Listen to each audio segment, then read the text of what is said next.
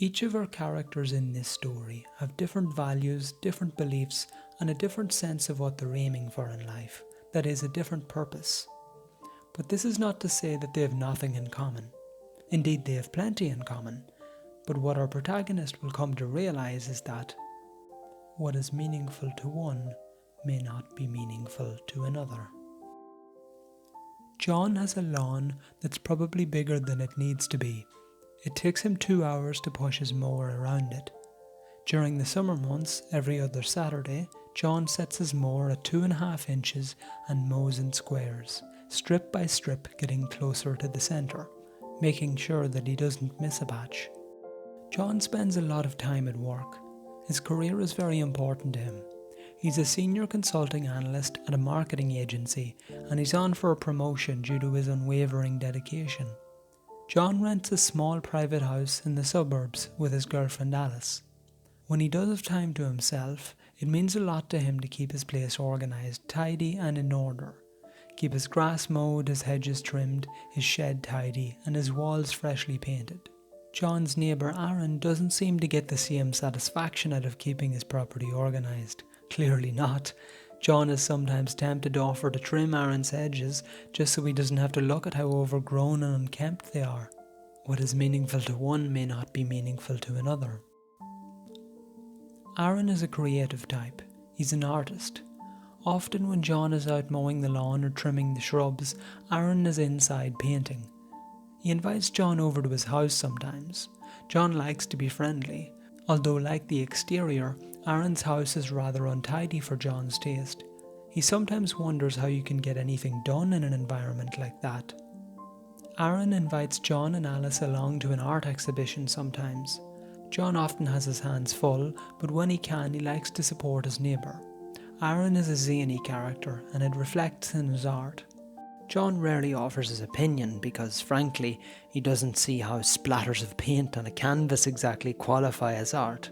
But John forces a smile, acts polite and accepts the free sparkling wine when the opportunity arises. Aaron senses that John attends mostly out of politeness, so he doesn't go fishing for John's opinion. What is meaningful to one may not be meaningful to another. John works long hours when a project calls for it. A lot of the time his schedule can vary wildly depending on his client's needs and is given to sudden changes. In turn, he gets paid comfortably and receives a lot of perks with his work. The agency has a lot of contacts, which means discounts in anything from restaurants to holiday packages. When John is out of town working with a client, he gets his travel expenses paid and a handsome personal budget. Although since he gets all these perks, John doesn't have much leeway to say no when a project comes up. This means he has to be willing to bend or break his schedule sometimes with only a few hours' notice. It makes it difficult to organise time with family and friends. He regularly pulls out of engagements with friends at the last minute due to long working hours or sudden changes to his plans. This doesn't bother John, although it can get on his friends' nerves sometimes. Due to the nature of the work, it doesn't leave John with much flexibility. But in addition to this, John is willing to compromise a lot for his work. He treats his work as the most important thing in his life. There are times when John could feasibly say no and prioritise meeting up with friends, but he doesn't. And this bugs his friends, especially because John doesn't see the issue here. John's friends work typical 9-to-5 jobs, and once they're finished, they're finished. If they say they'll meet up on Friday evening, they will, with few exceptions. Their work is not especially important to them, their work is just work. It's something that everyone has to do. It's certainly not something that you prioritise above the truly important things in your life, like spending time with friends or enjoying life. What is meaningful to one may not be meaningful to another. Since John was on for a promotion, recently he had been especially devoted to his work. Saying no was the last thing on his mind. John's one issue with his work is that he spends a lot of time going in circles, not really doing much. He has a lot of dead-end meetings, and he makes a lot of suggestions that never really get any follow-through. His bosses, on the other hand, they manage the projects and the teams. John sees how much of an impact they have. Unlike his work, their every action, their every report sent off, their every meeting seems to have a purpose. In the spring, John gets offered a promotion. Now he himself would be among the bosses. Such an opportunity opened a new doorway for John. Like his managers, his every action will now carry some weight. He even gets to hire new members of his team. He gets to oversee, take charge, and take responsibility for his little segment of the business. He's quite excited. The new role comes with a raise, extra responsibility, a bit more respect within the organisation, and even more perks than before. John's decisions now carry a bit more weight. In fact, John was starting to feel a bit of stress. He suspected it was the weight of the new responsibilities. He spoke with the other managers, his now colleagues, and they more or less confirmed this. It was quite natural. So John let it slide, and a few months passed. It was now summer, and the burden was still there. It was getting quite stressful. It was starting to feel more like a disconnect. He would listen to some of the other managers, and he would hear the sense of focus in their voice, the sense of commitment and precision. He himself no longer felt the same level of focus, commitment and precision in his own voice. John was beginning to feel a bit aimless and disappointed, frankly. He was getting the feeling that this new role was not all that he had hoped it would be. Upon some further reflection, John was coming to realise that he'd been discontent for some time now. He'd been looking at his colleagues, his bosses and their bosses, saying to himself, they've got a handle on things. They know where they're headed. And maybe they do, or maybe they don't, but all he knew was that this path no longer felt that it was a path for him. He had outstayed his welcome, not in the company, but on this career path. What was meaningful yesterday may not be meaningful today. This was a very uncomfortable period for John. He felt he had to leave his job, but simultaneously that he couldn't. I mean, what was he going to do? Work was at the very centre of John's life, indeed his identity. How could he just drop it? How could he even explain his decision to Alice, to himself? His colleagues thought he was downright crazy, leaving such a well-paid, esteemed position, with no plan as to what he would do next, and no clear explanation as to why he was leaving.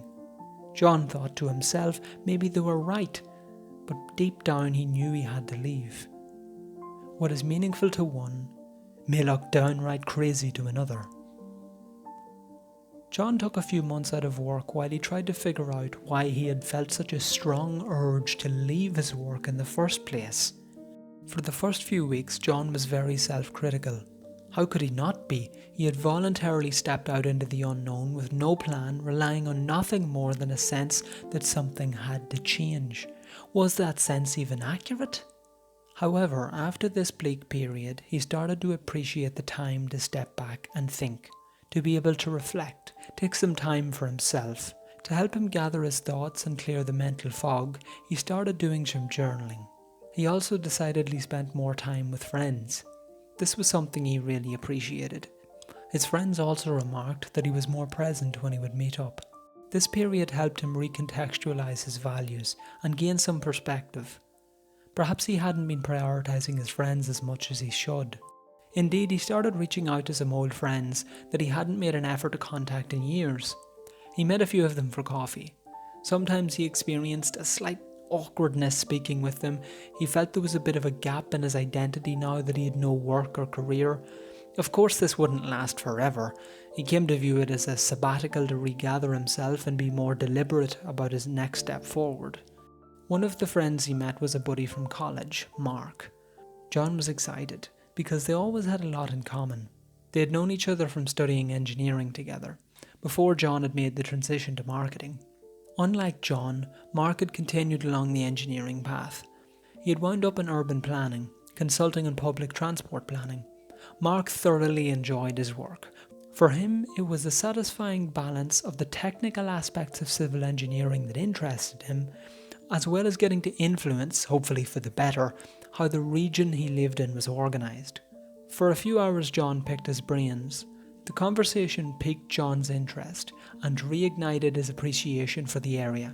Mark had reminded him of what it was like to work in a job where it felt like you were making a difference, actually impacting people's lives. John was beginning to see how he could be creative in a job like that.